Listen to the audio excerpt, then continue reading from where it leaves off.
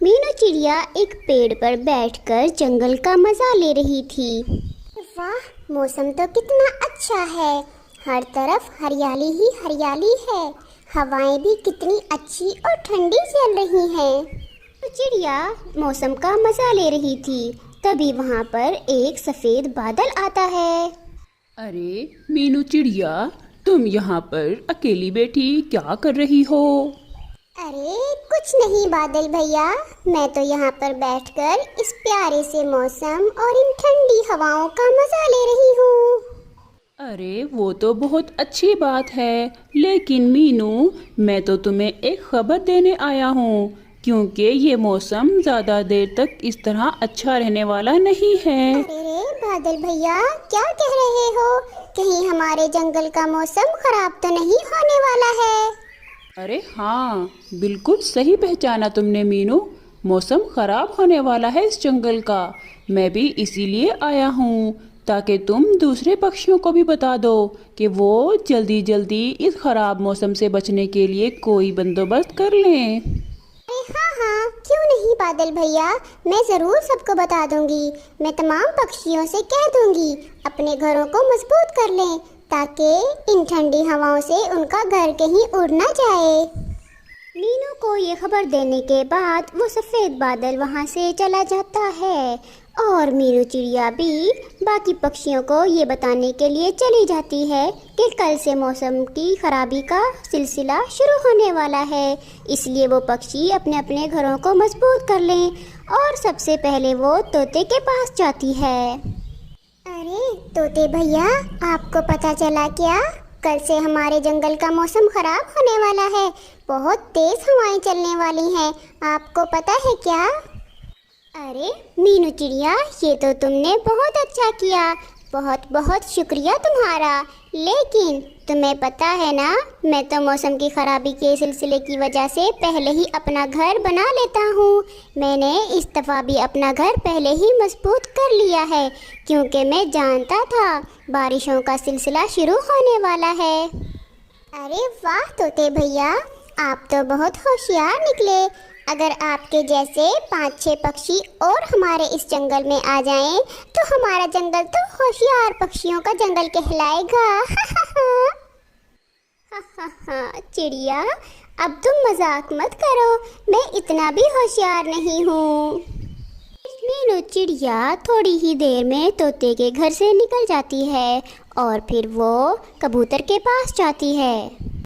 अरे वाह मीनू चिड़िया, तुम आज हमारे घर का चक्कर कैसे लगा लिया? अरे कबूतर भैया, बात ही ऐसी है, मैं दरअसल आपको ये बताने आई हूँ कि कल से हमारे जंगल का मौसम खराब होने वाला है, बहुत तेज़ बारिश और तेज़ हवाएं भी आएंगी। तो मैंने सोचा कि मैं तमाम पक्षियों को बता दूँ कि अपने अपने घरों को मजबूत कर लें। आप भी अपने घर को मजबूत कर लो ताकि ठंडी हवाओं से महफूज रह सको। अरे वाह मीनू चिड़िया, ये तो तुमने बहुत अच्छी बात बताई है, मुझे तो बिल्कुल भी अंदाज़ा नहीं था, क्योंकि आज तो मौसम बिल्कुल भी ख़राब होने वाला नहीं लग रहा। तुम्हें ज़रूर तुम्हारे उस बादल दोस्त ने बताया होगा ना। तुम्हारा दोस्त कितना अच्छा है और तुम भी कितनी अच्छी हो, फ़ौरन तमाम पक्षियों को बताने चली जाती हो। अच्छा किया तुमने मुझे आज ही बता दिया, मैं अपने घर को अभी से ठीक करना शुरू कर देता हूँ। ठीक है कबूतर भैया, अब मुझे जाना होगा, क्योंकि मैंने जंगल के बाकी पक्षियों को भी ये खबर बतानी है। मीनू चिड़िया फिर कबूतर के घर से भी निकल जाती है और फिर वो दूसरे पक्षियों के घर की तरफ जाती है। मीनू चिड़िया अभी हवाओं में उड़ ही रही थी कि उसे एक पेड़ की डाली पर बैठा हुआ कालू कौवा नजर आ जाता है।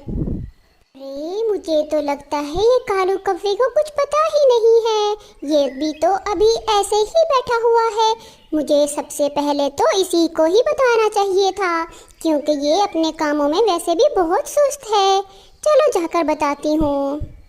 अरे कालू भैया, आप तो ऐसे ही बैठे हुए हो, मुझे तो लगता है आपको भी खबर नहीं है। आपको पता है कल हमारे जंगल का मौसम खराब होने वाला है, अपने घर को जल्दी से मजबूत कर लो ताकि तुम भी इस खराब मौसम से बच सको। अरे बस करो मीनू चिड़िया, पता नहीं तुम अपने आप को क्या समझती हो। बस तुम्हारे पास यही बातें आती हैं, मौसम खराब होने वाला है, ये कर लो वो कर लो, बस तुम यही खबर सुनाती रहा करो। मेरे पास तो ये घोंसला है ना, हर दफ़ा मेरा खूब अच्छा गुजारा हो जाता है। मैं तो अपनी इसी ही घोंसले में अपना गुजारा कर लूँगा, अपनी फिक्र करो तुम जाकर। अरे कालू भैया, नाराज क्यों होते हो? अगर मौसम खराब हो गया तो आपको बहुत दिक्कत आ सकती है। मैं तो इसीलिए आपको बताने चली आई, ताकि आपको किसी दूसरे से मदद की ज़रूरत ना पड़े। चिड़िया, मैं जानता हूँ मैंने क्या करना है, मुझे समझाने का कष्ट तुम मत करो। और मुझे कोई दिक्कत आएगी उस बात की टेंशन तुम्हें क्यों हो रही है? पता नहीं कहाँ से ले आती हो ये झूठ मूठ की खबरें। अरे ठीक है कालू भैया, मुझ पर नाराज होने की क्या ज़रूरत है। मैं तो चली जाती हूँ, क्योंकि मैंने तो अपना पक्का घर बना रखा है। मैं तो अपने घर में ही रहूँगी ना। मैं तो आपको बताने आई थी, क्योंकि आपके पास हमेशा ही कोई ना कोई घर टूटा ही होता है बस। और फिर मीनू चिड़िया वहाँ से चली जाती है। लेकिन कालू कौवे को मीनू चिड़िया की बात बहुत बुरी लगती है। अरे मीनू चिड़िया, तुम पता नहीं अपने आप को कितनी होशियार समझती हो। तुम्हारे पास पक्का घर क्या है तो हमें इस तरह ताने दोगी? बस तुम फिक्र मत करो, मैं तुम्हारा वो हशर करूँगा कि तुम याद रखोगी। और बस फिर क्या था, कालू कौवा पहुंच जाता है मीनू चिड़िया के घर और डंडे मार मार कर मीनू चिड़िया के घर को तोड़ देता है। मीनू चिड़िया को तो पता ही नहीं था, क्योंकि मीनू चिड़िया तो दूसरे पक्षियों के घर गई हुई थी। ये लो मीनू चिड़िया, तुम्हारे लिए सरप्राइज है। बहुत इतरा रही थी ना तुम अपने घर पर, बहुत घमंड था ना तुम्हें। अब देखना सारा घमंड टूट जाएगा तुम्हारा।